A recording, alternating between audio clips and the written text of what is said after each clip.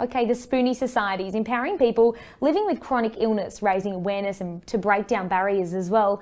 Founders Helene and Dominique are standing by for more on this. Lovely to see you both. Thank you for your time. Lovely to have your company, guys. Thank you so much for joining us today. No, thank you. Lovely to have your company. I wanted to start with you, Dominique. What motivated you to start the Spoonie Society? I mean, it all started from your own endometriosis diagnosis. Tell us a little bit more about that. Yeah, so my diagnosis was a long journey. It took about 12 years to get. I was diagnosed in 2019. And together we just needed some more products and needed things to help us with our symptoms and our day-to-day. So we started the Spoonie Society, and it's turned out to help so many more people with chronic illnesses all throughout the world. Now, is it Helen or Helene? Sorry. It's Helene. Helene, I thought it was. I just wanted to ask you, Helene, how did you, start Spoonie Society and what really motivated you? And I guess, why is it so important for you to sort of fill this void as well? Yeah, so like Dom, I also have endometriosis, and I guess when we became friends, we realized that there was a real gap in the market for products that were functional as well as, weren't ugly. So that's where Spoonie Society definitely comes into play. I definitely for a long time wanted to start my own business. I just didn't know what that was, and I think that's similar with Dom. So we quickly became friends and it all just kind of fell into place, really. Straight into it. Yeah.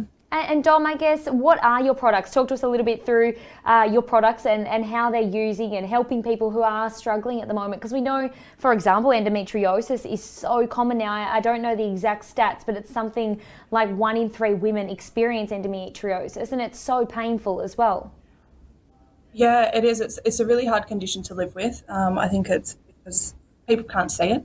And that's what we wanted to advocate for, people with invisible illnesses and chronic illnesses, and that's essentially why we started. So our product that we first launched was our diary and symptom tracker, and it's a physical diary that allows you to track trends and symptoms in your health, and you're then able to recognise what might be your triggers and the reason for your flare-ups, and you're able to take this to appointments as well and show your doctors, because it's quite common when you get into an appointment you just completely go blank and you're very overwhelmed with what your doctors are saying and health professionals are saying. But it also is good to keep a record of all of your health, records as well. And then we started doing heat packs. So Helene has a background in fashion and textiles and did a bachelor degree in that. So with her skill set, we were able to, she taught me how to sew, and we started sewing in the spare bedroom of my house and have since outgrown that into a warehouse and have a range of wearable products and wearable heat packs for people with all different illness now for chronic pain. Helene, can you just talk us through some of, the challenges and tribulations that you guys have faced in this area, and also a little bit about, is there enough education in the schooling curriculum and schooling system, also in the workforce and the corporate world? Is there enough education in regards to, say, endometriosis? Because as Dom said before, you can't actually see endometriosis, so it's very hard for, say, male people to understand exactly how painful it is.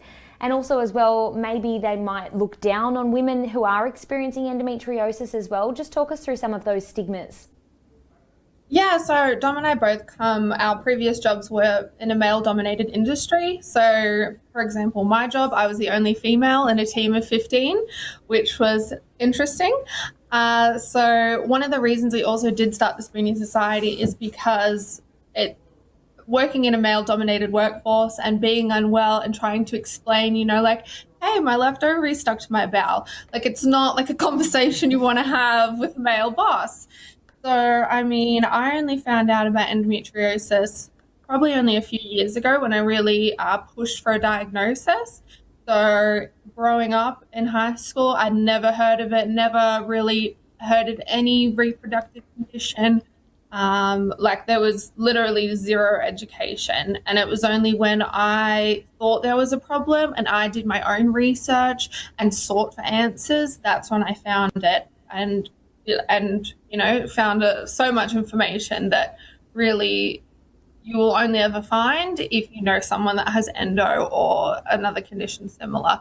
So it also is very important to ask us to raise awareness, not only for endometriosis, but a whole range of other chronic and invisible illnesses. Because we look fine, but we're not. So, well, good on you. Good on you both. Good on you both for really not only helping people at the same time, but you're also breaking down those societal, I guess, stigmas as well at the same time. So good on you. Thank you so much for coming on to Ticker to speak about this. Really, really cool. Thank you so much. Thanks for having us.